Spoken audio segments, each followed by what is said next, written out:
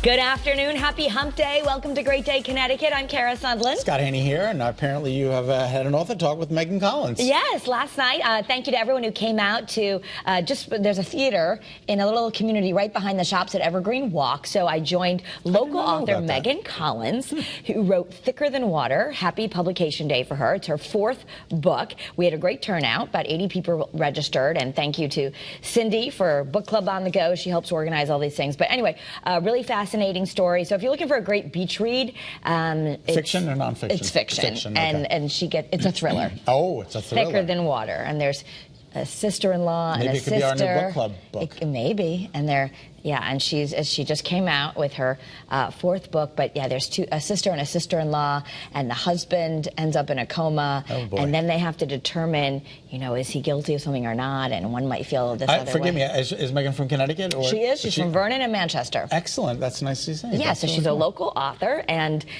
she has always wanted to be a writer. I know we always interview other folks who change their minds or whatever. She's been writing since she grew up here in Connecticut. Now this is her fourth book. Good for her. So if you want to support a local author, and she's got some other book events coming up. I think the next one is at the Newport Art Museum in Rhode Island. But she's moving around New England if you want to see her. Terrific. Nice to support the local authors. Well, grab a spoon and dig into your favorite gelatinous snack. Today is National Gelatinous. I love Jello, though. I do. I think it's one of my all-time favorites. Okay, so especially when there's fruit in it. Oh my gosh. Bananas and strawberries and just... Did you judge that Jello contest with me at the Connecticut Historical Society? I don't think I did. Okay. So I think I would have remembered that. The Connecticut Historical Society had something where people brought it was the very elegant dessert in the 50s and 60s. Oh, it's wonderful. All the things to do with Jello.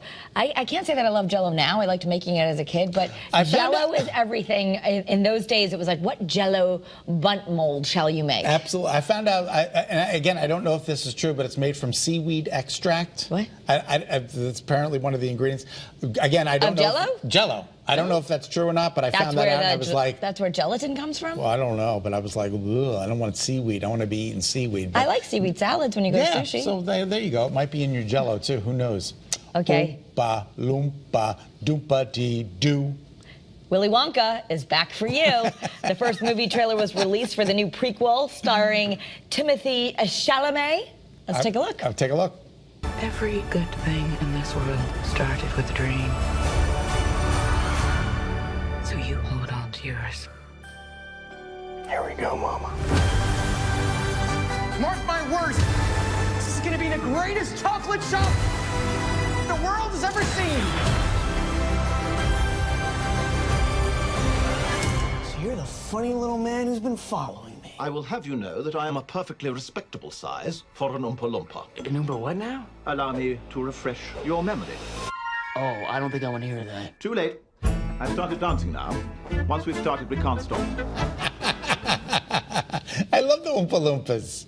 They're so adorable.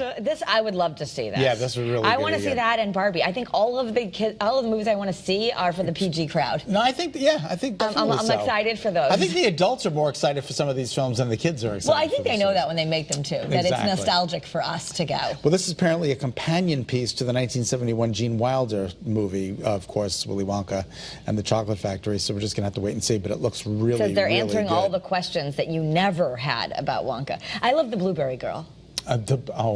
Daddy, I want was a gobstopper? Yeah, and then she turned into a big blueberry and then rolled away. When my kids were young enough to believe that, I would try to threaten them, like, you're going to become a blueberry, just like the... Wouldn't work now. All right, Ticketmaster's misadventures with selling the Taylor Swift tickets for the Eras tours here is now spreading overseas. Stop it. Yeah. It came to a swift halt in France. Oh, gosh. There were reports of more than 700,000 fans who were in lines to purchase. They cited problems with the third-party provider. Oh, there's always a problem with the third-party provider. The meltdown happened again. She just keeps crashing the internet. Isn't it just amazing? It's Taylor Swift's world, and we're just living in it. Interestingly, the author that I interviewed last night, Megan Collins, she's a huge Swiftie. Oh, she is. But not for the reason you think. As she started to listen, she thought, oh, what is this, a pop girl? And then she realized what a fabulous writer. She actually said she thinks she's one of the best poets of our time. In terms of her music ability. Just and the writing. the music. And she does have some amazing lines. I mean, I know that's what my daughter Sure. loves. Helena loves like some of the lines. So that's the good thing about for kids who are listening to her. You know, she really does write her own music, and just looking at the lyrics, It has even a meaning really and good depth. author Right.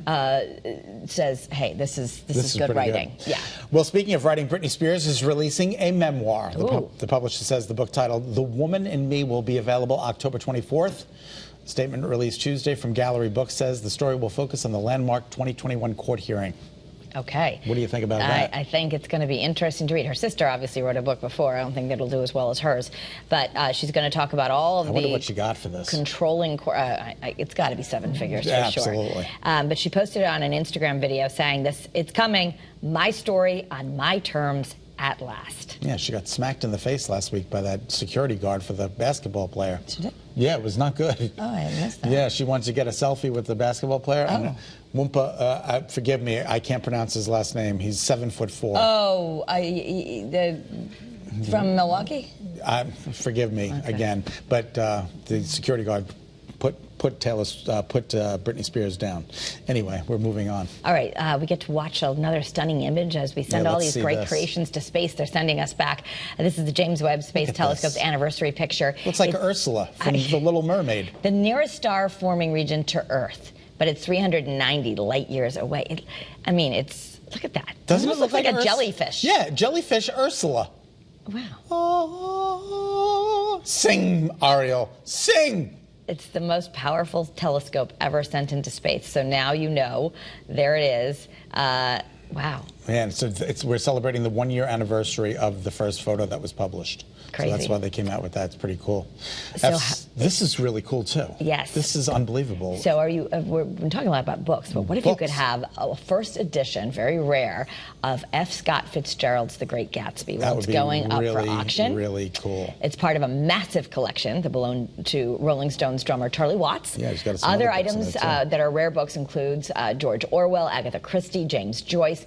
They say they'll sell anywhere from more than $380,000 and up. And wow, so I guess Charlie Parker. There's other ones that were involved. So I guess who knew that all of these musicians were really into rare books? That's really cool. And Yeah. what an amazing amount of money those books are going to bring. This is something that's very upsetting to me. McDonald's is scrapping baked goods from its menu. What? Less We just than- talked about this we just talked yesterday. about- That Really? a favor could be the crispy apple pie Yes, things. you're right. Well, that will stay. That's a dessert. This is Oh. the breakfast menu. This is the McCafe bakery lineup. It consists of apple fritters, blueberry muffins, and cinnamon rolls. Okay. They were introduced to bring in the morning crowd, but apparently McDonald's said it is not doing well, and they are going to phase it out over the course of the next couple of weeks. So Wait. say goodbye to the muffins and the So they're- cinnamon rolls. Okay. But the apple crisp and the cherry crisp are still going to be there. Those little pie things are going to stay? They're going to stay. And you're still going to be able to get ice cream and a McFlurry and stuff? Absolutely, Okay. 100%. Just They're a couple of the I mean, bakery it makes items. sense. If you're going to go get a baked Do you good- know that I stopped? You can get a cone for $1.49. That's what it was. But they on the don't menu. have chocolate ice cream. Oh, they don't. Because No. I always get vanilla. Right. That's Oh, the problem. I'm so sorry. Now, if I go to Dairy Queen, I like to get a twist dipped in chocolate, but I can't go just get the vanilla cone. All right. Not fun for me. Well, what's going on with Burger King in Thailand? I guess they're introducing an item it calls the real cheeseburger. It's a burger with no meat. So how is that real? Well, it's all cheese. It's all. Look at this. It's all It's 20 cheese. slices of American cheese. Plus about $11. That's a lot of cheese in Thailand. That is a stomach ache waiting to happen. Oh my God, it looks delicious. I put some mustard on that and eat it right up. Ew.